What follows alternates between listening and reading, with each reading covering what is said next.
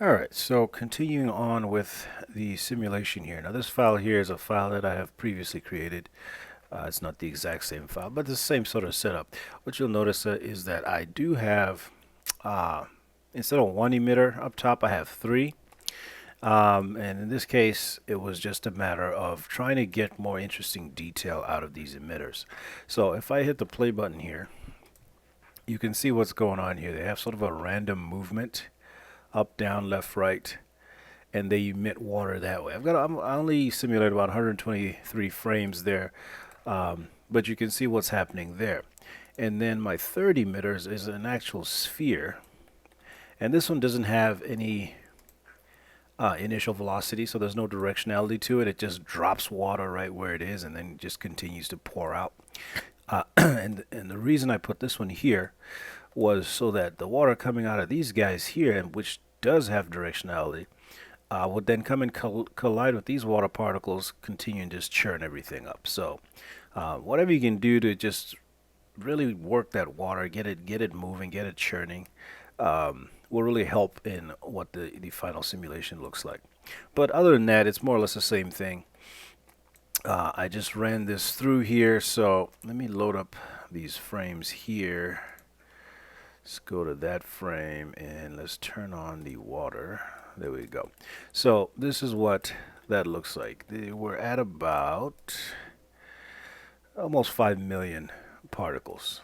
Now that's not very much at all, actually. I forget what this. Yeah, I'm at a scene scale of 2 here. So 5 million is honestly not that much. For relatively, if you're really close up, that's probably not going to be enough. You can see as I get closer, it doesn't really hold up too well. But it does all right. I mean, it meshes. It meshes okay. When it comes down to it, it's about what the mesh is going to look like, because that's what you're going to render. These particles are probably not going to end up in your render, although you could use them. Generally, you're not going to use the particles. So you'd have to test the mesh and see if this was enough. The Let's see, what is my I use a cell size of 0.075, so that's not bad. If I wanted to take it up a notch, maybe I go down to 0.06, maybe even 0.05. Once you start getting the numbers this small, you got to be careful. Don't just go to point 0.2, 0.02, because then you might have like ridiculous amounts of particles, more than you can really simulate in a timely fashion. So once you get below zero point 0.1, I would decrease it slowly. Don't make huge jumps, so maybe down to 0.065 or something like that from here. And if that's still not enough, then maybe 0.05. You got to be real careful with that. Otherwise, you start to it starts to take forever per frame.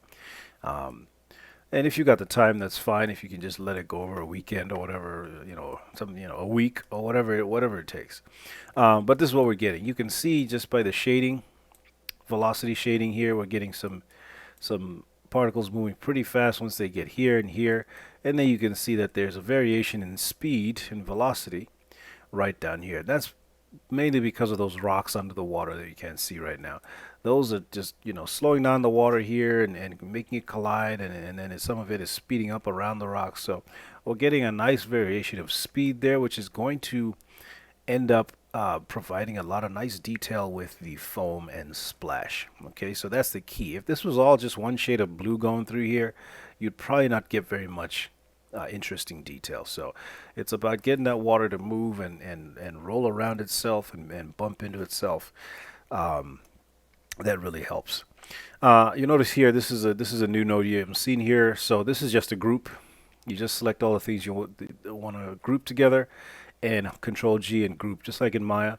And here it is right here, colliders, and it's all the, the all the things that are colliding with water, basically, the rocks and the rock wall and the land, etc., etc.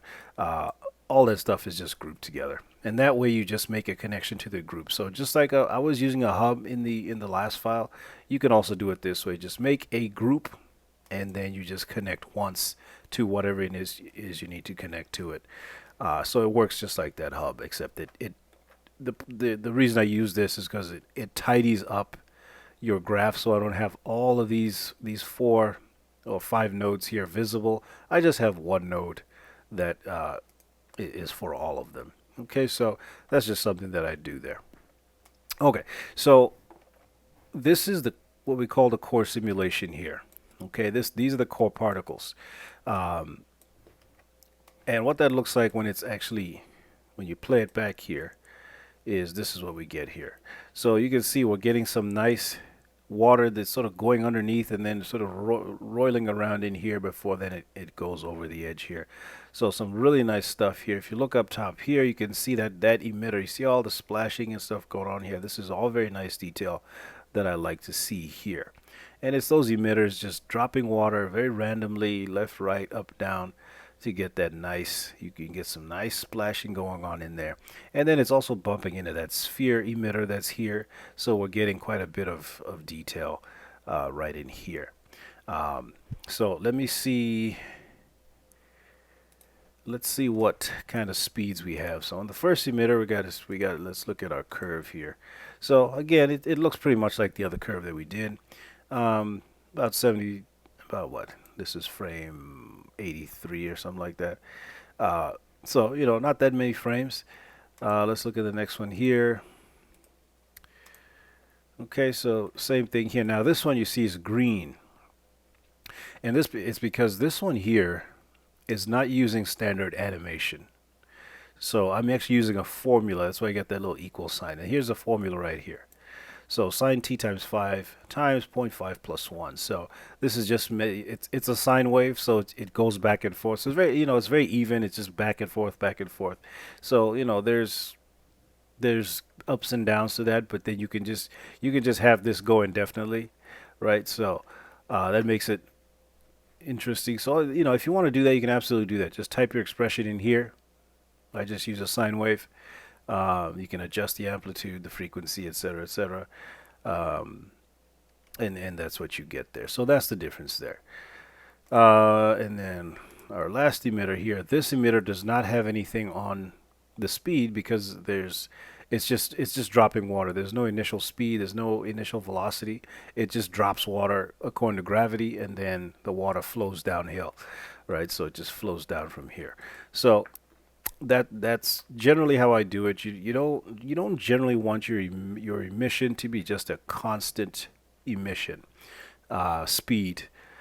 You want to give it some variation so that you're not getting this overly perfect and unrealistic stream of water. You want there to be variations. So that is generally what I'll do there. Okay, so that's what we get. We get our main domain here. Now, when this main domain is simulated, you would then come right up in here. So here's my domain here. I would just click on here to get this orange little rocket ship here. And you see this turns gold here, and all that means is that the simulation is set to cache. So if I turn it on off, you can see it's inactive. When it's red, when it's green, it's active, and when it's yellow, it's in cache mode. And you can just do these all here. So when it's in cache mode, all that means is from this point on, if you hit the simulate button again, it's not going to actually re-simulate them. It's just going to read from the cache files. Okay, so this is a very important step. You want to make sure you set that, because if you don't set that and you hit simulate, it's just going to take forever again. So however long this took the first time, it's going to have to do that again. So if you're happy with the simulation the way it is, tell it to use the cache so that you can begin some of the secondaries. So I'm going to go into Hybrido here.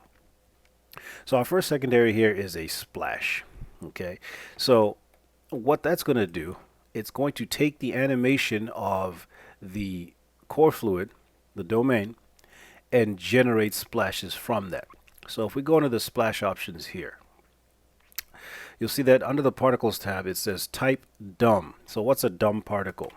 So dumb particles are some of the fastest simulating particles in RealFlow, but they have limitations in that they cannot react with each other and they can't be affected by other emitters. So that's why they're fast, because none of that extra stuff needs to be calculated.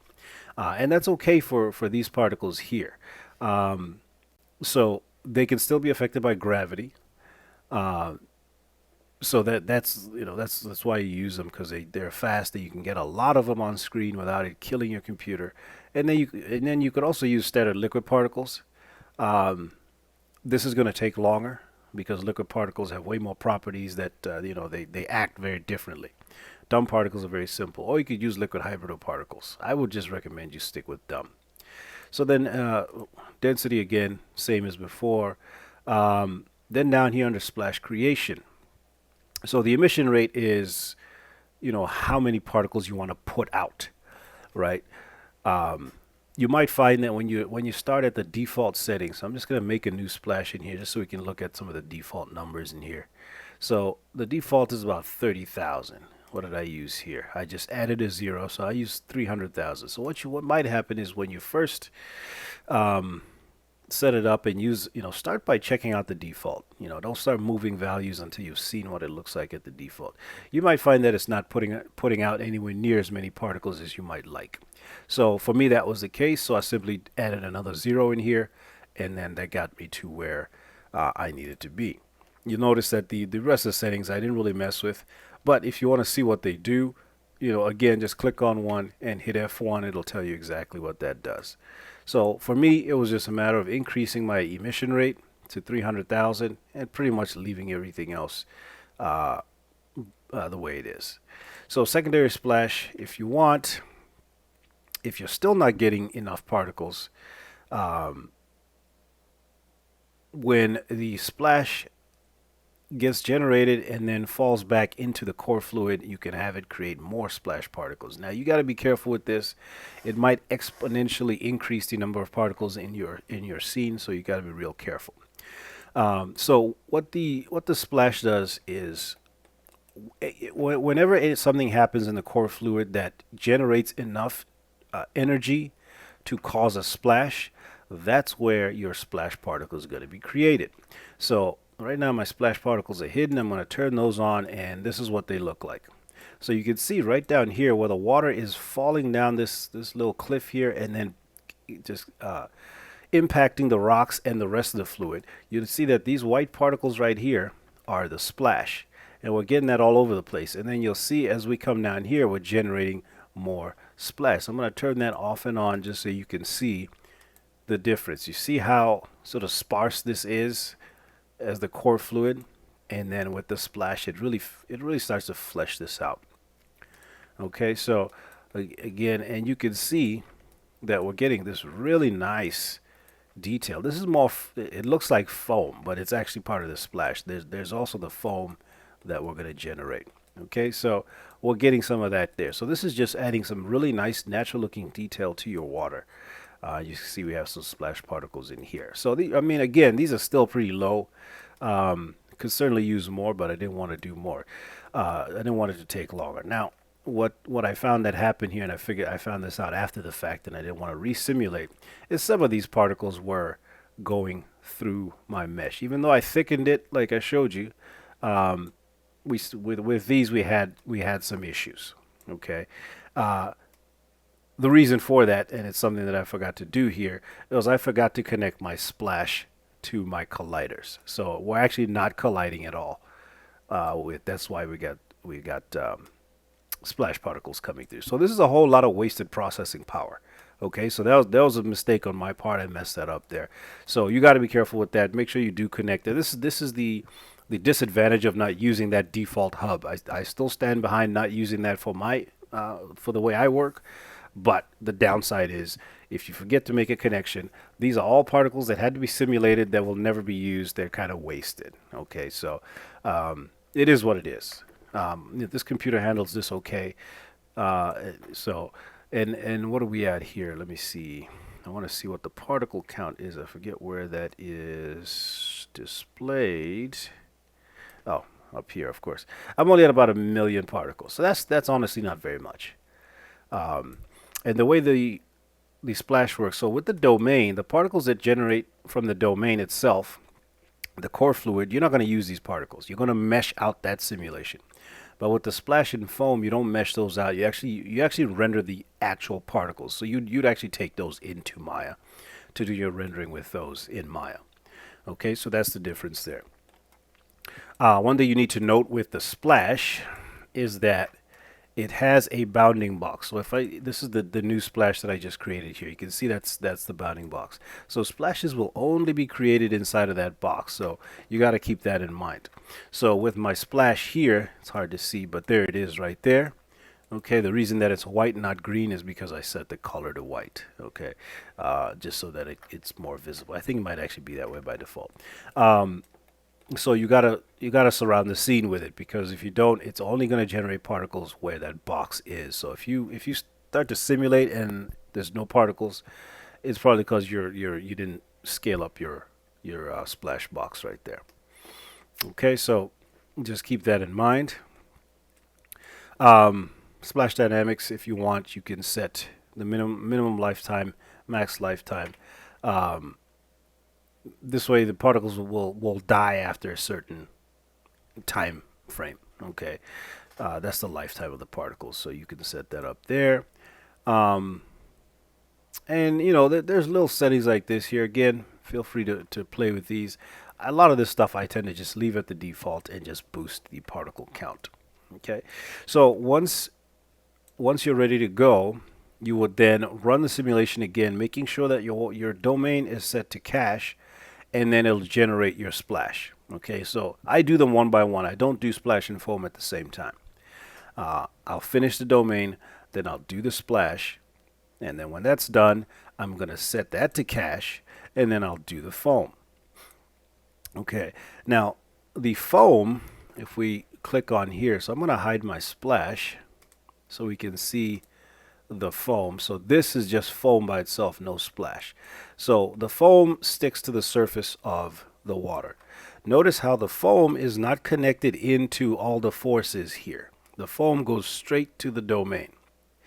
And that's because foam does not need gravity or anything like that. Foam is just generated on the surface of the particles of the core fluid. Because that, if you think about it, when there's foam in the water, that's where it is. It's not flying through the air. It's just sitting on top of the water. So you don't need to hook it into any of this stuff here. And in fact, if you do, you might get really bad results. So make sure that your foam is just going straight to the domain. It doesn't have to worry about any of that stuff. My splash I plugged into this hub, and anything that's plugged into the hub will react. So all this is connected. With the foam, I went straight to the domain. I don't need it to be a part of this stuff here. But because this splash is connected to the domain, it's going to affect the foam as well. So let's look at the foam here. Let's look at some of these settings. So foam creation. Bounded just means it has a box. So again, if I grab this, you'll see that my foam has a bounding box as well. So that foam is only generated inside that box, and it basically acts like a kill volume. So from splash, so there's many things that are going to generate foam. If you don't have a splash in your scene, you're still going to get foam from just the core fluid itself. Okay, so from splash means that the splash contributes to the foam. So anywhere where the particles get generated in a splash and then they fall back into the core fluid, they're going to turn into foam particles. Okay, so and if you think about how, on the ocean or whatever, there's a lot of splashing and then that turns into foam. So that kind of makes sense. So from splash means that your splash is going to generate foam as it recollides with the core fluid. Then there's also from bubbles. There's a bubbles secondary here as well. So that'll generate foam. And then from the domain itself, which is the main core fluid, that'll generate foam. So you got different places that your foam comes from. Okay, so I'm just going to get a default foam here. Let's look at, I think, yeah, it looks like this one, all I did was turn on bounded, and then that was pretty much it. I didn't change any of the settings. So I just use the default. Foam actually generates a lot better than splash does. So at the default emission rate, you get a lot of foam. And look at how many particles do we have here. We have over 6 million, right? For the splash, even after I upped my emission rate to 300,000, I only got about 1 million. And that's including all this stuff that was back here. So you can see that they generate sort of a differently, because the foam is very easy to generate at the default. So you got to be careful. Just because you upped it by 10 in the splash doesn't mean that you should automatically think you can do that, because otherwise you're going to get way more particles. At 6 million, If you set up emission rate of 300,000, you're going to get a lot of particles, way more than you probably need. So you gotta keep that in mind, that they work slightly differently. Okay, so, foam dynamics, surface offset. If by default they just sit right on the surface. If for some reason you want to maybe move them higher off the surface, you can do an offset in there if you want to. Okay, so that's the foam there. Pretty straightforward. It generates very nicely, and then this is the combination of the two. So that's your foam and your splash together. You can see we get some of these really nice details in here. This is really nice stuff here. Still getting individual particles here, and that's just because my friction was too high on the vertical walls. You want to make sure that you don't use the same friction setting for everything, which is what I've done here. And it works fine on some of the sort of horizontal surfaces, but when you get to these vertical surfaces, you get particles that very slowly move down the surface because the friction is too high. So what you want to do is make sure some of the vertical walls and things have a much lower friction value. Okay, and that's easy by just painting a map. Okay, so that is what our simulation is looking like with our splash and our foam in there. And if we go to our export central here, we'll notice that the hybrid of secondary emitters. So if we open this up here, it's going to put out RPC particles. And if you want to use bins, you can use bins, but the RPCs work just fine. So that's all you need there. Make sure that you're saving those out. And that's pretty much it. Okay, so that is how the splash and the foam work. You just put them on there, and then you can go further. You can do bubbles. So here's the bubbles. Now note these people expect that there'll be actual physical spheres or bubbles. Actually, it doesn't work that way. What it generates is just particles like this, but they're particles that behave like bubbles would in water. And then you can take those into your whatever Maya 3D Studio Max, whatever it is, and then make them put spheres on each particle. You can have each particle spawn an actual sphere, which will then be destroyed when it comes back up to the surface of the water. Okay, so that's how that works. It just outputs regular particles, but they behave more like bubbles. They actually go into the fluid and they float back up to the top and what have you. Okay, so again, it's got an emission rate and everything, buoyancy. So how fast do the particles do the bubbles rise to the surface, and so on and so forth. So you can do that. And then this one is actually a combination bubbles and foam. So instead of doing a bubbles pass and then a foam pass, you could do a bubble and foam pass right in one. Okay, so they combine some of these things just for convenience, and because bubbles and foam are very close related. I mean, when you think about it, foam is probably mostly bubbles, so it kind of makes sense that those would be those would be together. And again, there's an emission rate there. And again, just start by using the default, run that, and see what it looks like. And if you need more, then by all means, add more. And you can see right down here, Bubbles Dynamics, it says on surface, convert to foam. So you can either destroy them or convert them to foam. So this is how this works here. It's going to do the bubble animation, and when the bubbles come up to the surface and hit the surface, rather than them just dying, they can then be converted to foam, and it adds to the foam. Okay, so that's what you got there. And then what do we got here? Waterline. Okay, the waterline it generates particles, again, at the waterline. So wherever the core fluid is sort of touching your colliding objects, and you can add those objects right here so that it'll generate particles anywhere where that water is touching those objects. It'll generate, so that if you think about these white particles, like for this rock here, you'd have those particles encircling this rock. Okay. The reason that you would probably want that is for wet map creation. Hybrido particles, the main domain particles, the core fluid, cannot contribute to wet maps. Okay, that's just a limitation of this type of particle, because these are not These are voxel-based particles because the Hybridose system uses voxels, and they cannot uh, participate in wet map creation.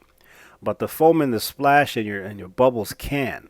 So the water line is the same kind of particles, but they get generated wherever you have a water line, wherever the water is touching other objects that you define in here.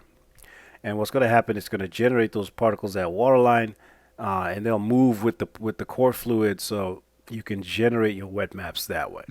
Okay. And then wet, I don't think I've ever used wet before. Where'd it go? Here it is. Again, it's just more particles getting generated, and then you can tell that where to generate. I believe here. Let me look at the help docs real quick.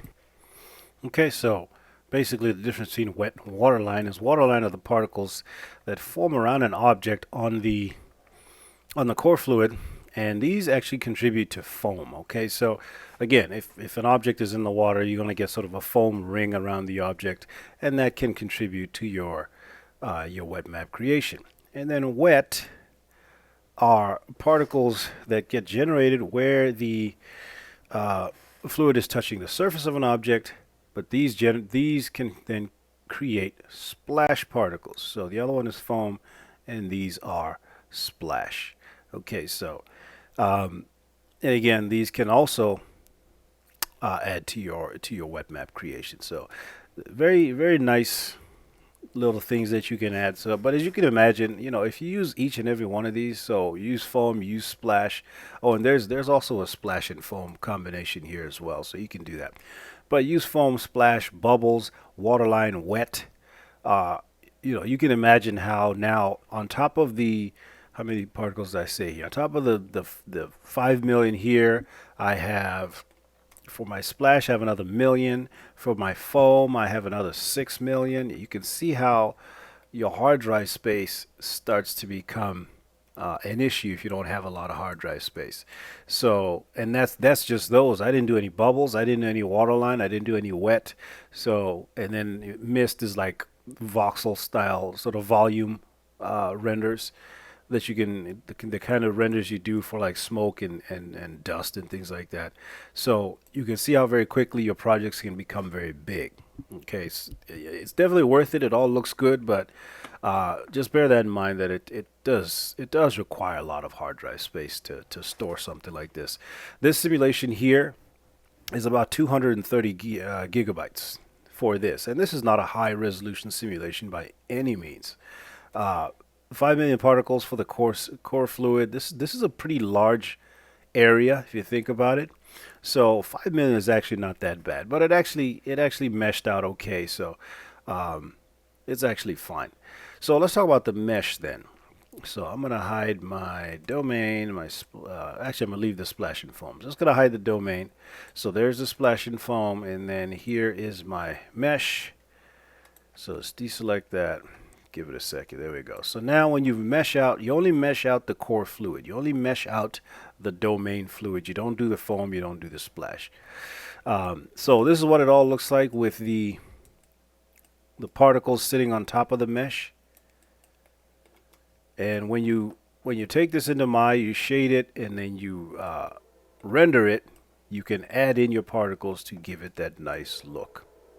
Okay, so you get some pretty nice effects. My mesh is it's only about 1.3, actually no, 2.6 million faces. So F is for faces, V is for vertices.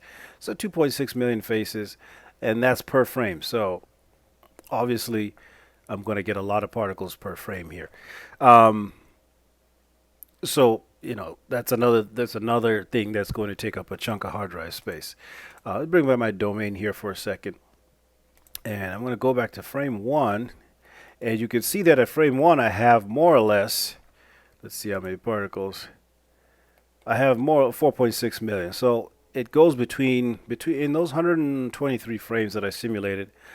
I started out at almost 4.7 million, and I got to about 4.9 million. So there's a slight increase, but it's pretty close to equilibrium where, I have about the same number of particles coming in as going out. That's going to give me that nice equilibrium where the river is stable. You don't see it sort of filling up, because if you let it run long enough before it reaches that equilibrium, you're going to see it starting to fill up until it reaches that point. So I just set an initial state. I simulated out enough. So these 123 frames are simulated after I had reached my equilibrium point. So I actually had this up to 2000, and I let it run, I think, a couple days to get to that point. And then when I had it to where I thought it was about right, I set that as my initial state. I reset the simulation. I deleted all the cache files, because there's a lot of them, and then except the initial state file. And then I just started the sim again now as the final sim. So you gotta get it up to the point. If you're gonna do a flowing river, you gotta get it up to that point before you can start the actual final sim. But once I got it there, then I started my final sim, and I got to 123, and I stopped it there because it had done enough for me. So you got to bear that in mind with a river, because it's constantly flowing. It's already full. You can't just start with nothing here and have it fill up slowly. You want it to start. You want it to already have been running, and you just simulate from that point on. Okay, so that's your initial state.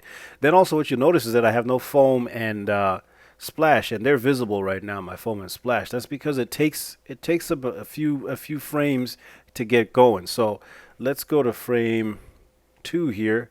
See now we're getting a little bit here, and as we go a few more frames, I'm going to advance. You see we're getting more and more. So bear in mind that it's going to take a few frames for the foam and splash to get to where they're at their maximum. So those have to be accounted for. So if I was going to render these first, I don't know, let's see how many frames I got to think about here. That's 34 frames, that it's not quite there up here. So you got to take that into account as well. So of this 123, the first 40 or 50, I'm probably not going to use, right? I'm going to wait till the foam gets to where it's all over. So maybe around here. So about 50 frames. These first 50, it's almost half of the simulation. It's not really going to be usable because the foam and the splash aren't quite generated yet.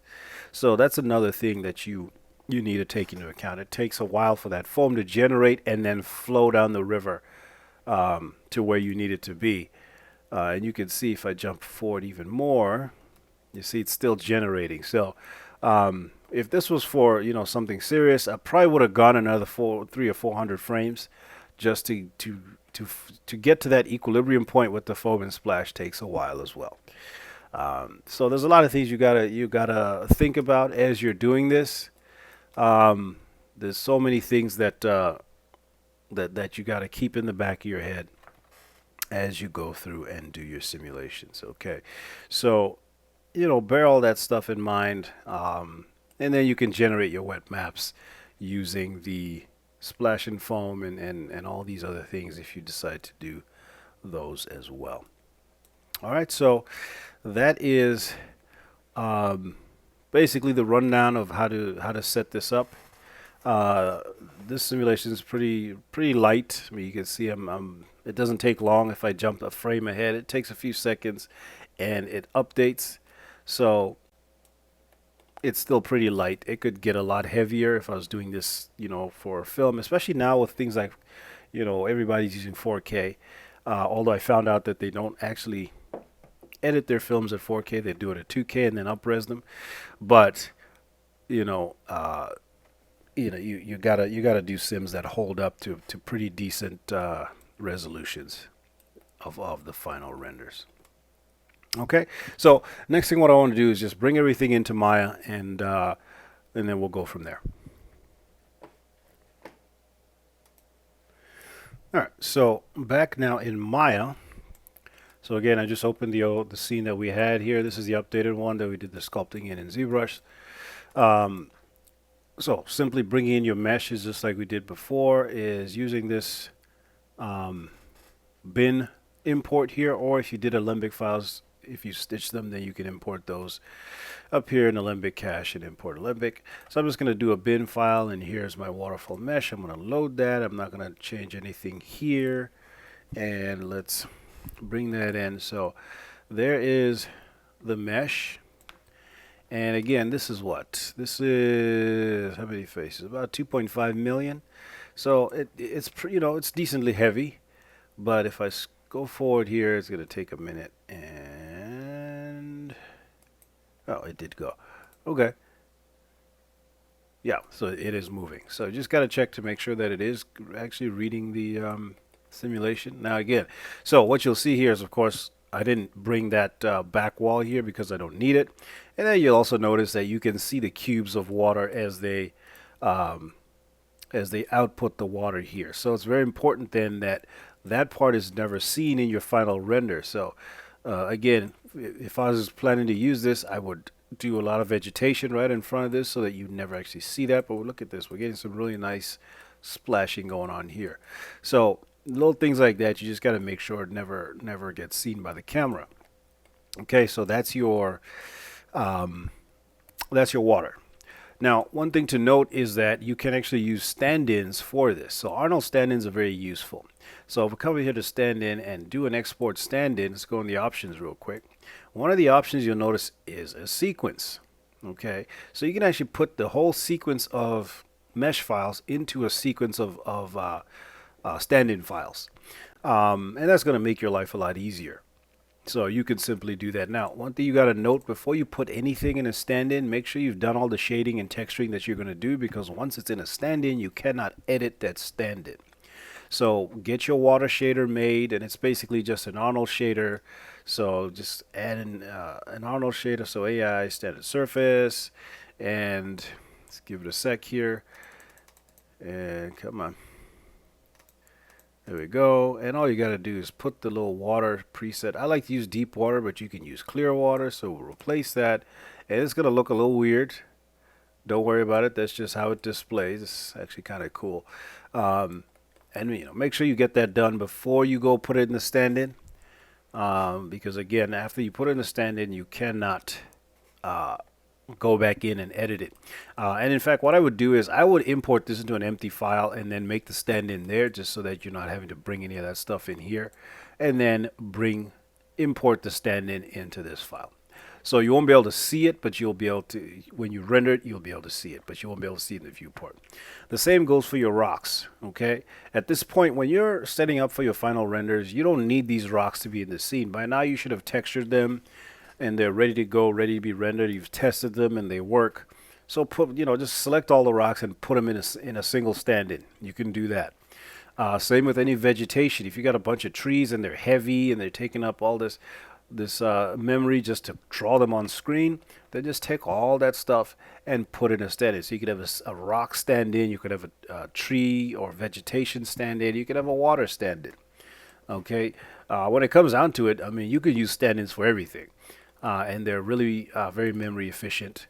Again, the only downside to them is you can't then go back and edit stuff. You gotta remake your stand-in. So have all this stuff stored somewhere where if you need to make another stand-in that you tweak some stuff, then you can still do that. So that's what you want to do. So now we have our water in here. Next, we want to bring in those particles, your splash and your foam. So you'll notice here next. So this green one here is for your mesh. The blue dots are your particles. So this is importing, and you see the little arrow importing a bin sequence. So if you remember the particles, I already closed RealFlow, but the particles are RPC files. Let me see if I can find them here.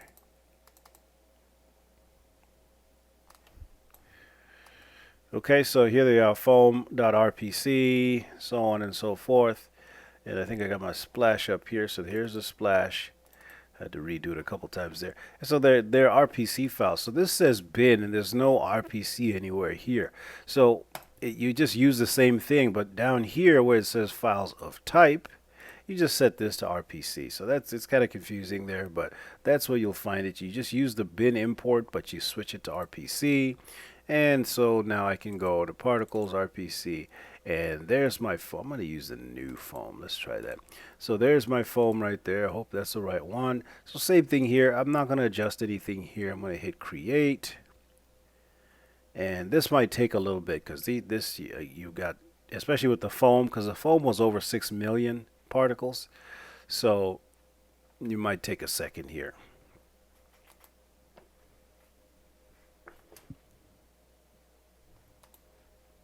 Okay, so when I bring the foam particles in here, this is what I get. Obviously, they're not fitting correctly. Okay, and the reason this is because my geometry scale in RealFlow was set to a value of 2. So the particles came in twice as big as they should be. So that's just a simple setting your scale on the particles to 0.5, and everything's a lot slower now, but now you see at 0.5 they're where they should be. So just keep that in mind. If you stayed at a geometry scale of 1, the particles should come in and fit just right off the bat. But if you did, and if you were at a lower scale, so if you had a 0.5, then you got to double the size of the particles. So it's pretty straightforward there. You'll see that it created an emitter and an end particle. So those are the particles, and they will work. Now, again, I got 6 million particles here. That's pretty heavy for Maya. It's RealFlow handles it no problem. Maya is really not very efficient with particles, so you might have a lot of slowdown there. So what you can do is hide them until you're ready to render. Just Control H just to get them out of there, and you can see that I'm still chugging here a little bit. And then when you're ready to render, you can bring them back. Especially, and then once you've put everything else in a stand-in, I don't think you can put the particles in a stand-in, but you can put everything else pretty much. Then what you'll end up with is just an entire scene that is all stand-ins, and then the particles. That might help you speed up your workflow a little bit. Okay, and that's just the nature of particles. Unfortunately, they do get heavy, and they can be annoying. Okay, we're back here. And then you would do the same with your splash. You would just bring that in as an RPC sequence and throw that over the top. And then as far as shading the particles, all you got to do is select your particles and apply an Arnold shader to it, and then set it to whatever color and properties that you want, like you would for anything else. So foam is usually white, so usually I'll just put an Arnold shader on there, make it white, and then call that good. You can render the foam particles separately so that you can composite them later if you want to. That's one way you can go about it. Then you can sort of tweak them later in post. Okay, so stand-ins really help with this stuff. It'll really help you speed up your scene if you got a lot of particles. Anytime you got a lot of particles, stand-ins are the way to go. And the nice thing about stand-ins, what they do is that they make it so you can have a particle with literally billions of polygons in it. You can have a scene with literally billions of particles in it. And because you have stand-ins, you can render those no problem.